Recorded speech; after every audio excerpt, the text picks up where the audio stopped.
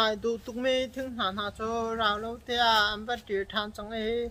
am ha ru jong ban za than chang ok si chen tu he de ten da thing ha poi ten kan ru la tin kong rak chin na ko sala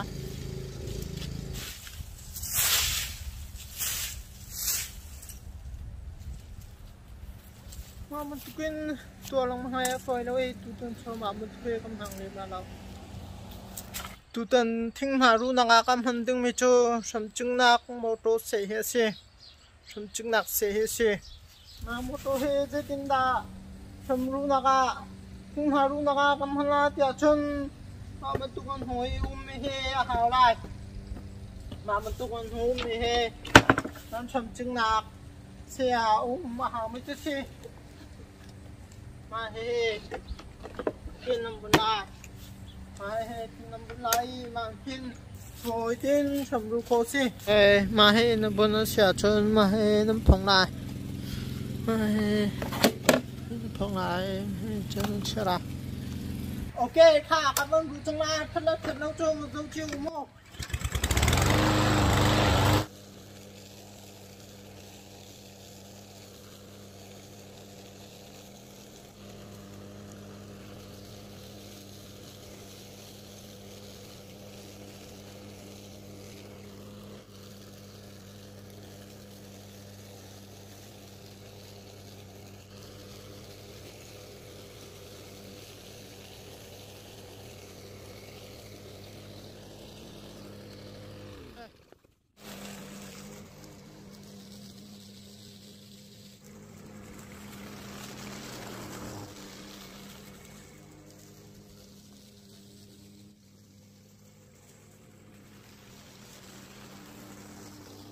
thao bác có lâu mày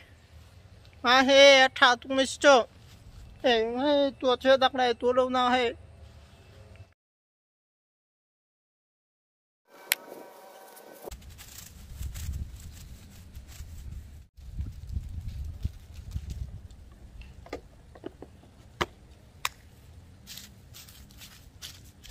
thinh cung ha he thinh hà chắc tao tụi cái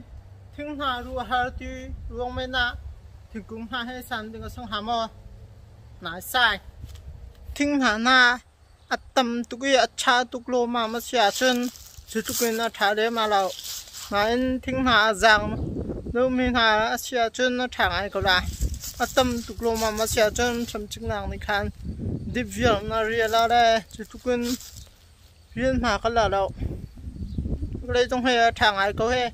chúng cũng trong hệ hà trì đen trong này mà mình tụt thằng cũng hệ một thằng ai không nào là tụi hết trơn phải mình bảo tí lâu đi viên hình xử lý câu sẽ